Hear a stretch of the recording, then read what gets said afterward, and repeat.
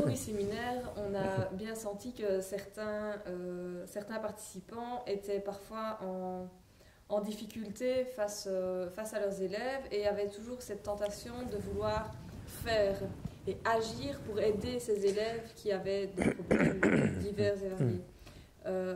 Face à cette volonté toujours plus grande de vouloir faire, quelle est la place que peut encore avoir le dire et la rencontre au sein de l'espace scolaire ou familial?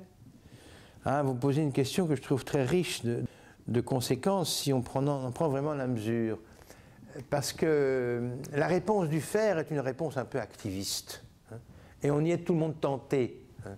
Quand vous voyez quelque chose qui se produit, la première chose que vous faites, c'est comment vous allez réagir. Mais elle est de l'ordre souvent, la réponse du faire, du réactif. Et pas véritablement d'une action mesurée, tendue, entendue. Donc je pense que la meilleure... On a vu plusieurs... Je me rappelle d'une autre situation où on a vu que grâce à la...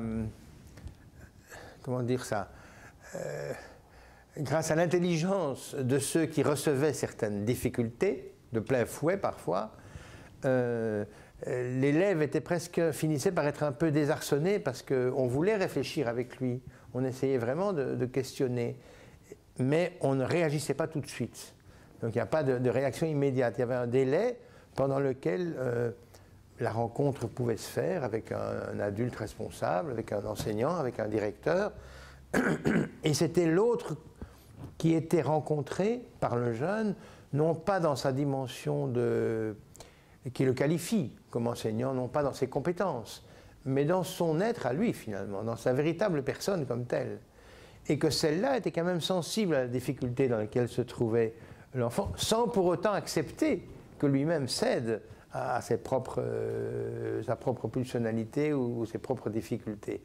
Mais je crois que ce moment-là est vraiment crucial. C'est-à-dire que je pense qu'à l'école, d'ailleurs tous ceux qui ont un peu profité de l'école le savent ou le diront, il y a eu toujours des belles rencontres.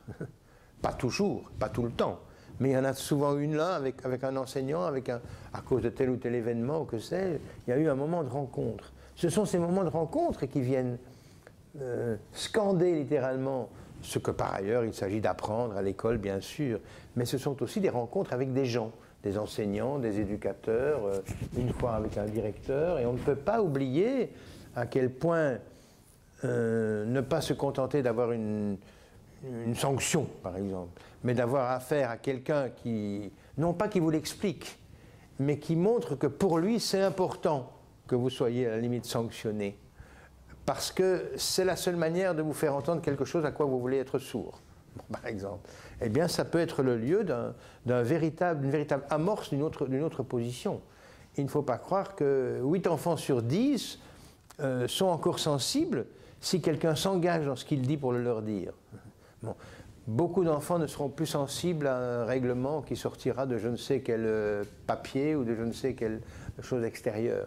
Donc je pense que la qualité de ce qui peut ressurgir de cette rencontre va être encore très déterminante pour la suite. Et c'est là qu'on peut espérer et qu'on voit, heureusement, je trouve, des enseignants, des parents, des éducateurs, des directeurs, des gens de toutes les disciplines possibles qui font ce travail en voulant y mettre du leur, en se trompant d'ailleurs, hein, c'est tout à fait possible. Mais l'élève, dans un tel contexte, supportera très bien que vous vous êtes trompé, il ne supportera beaucoup moins que vous n'y étiez pas dans ce que vous lui adressez.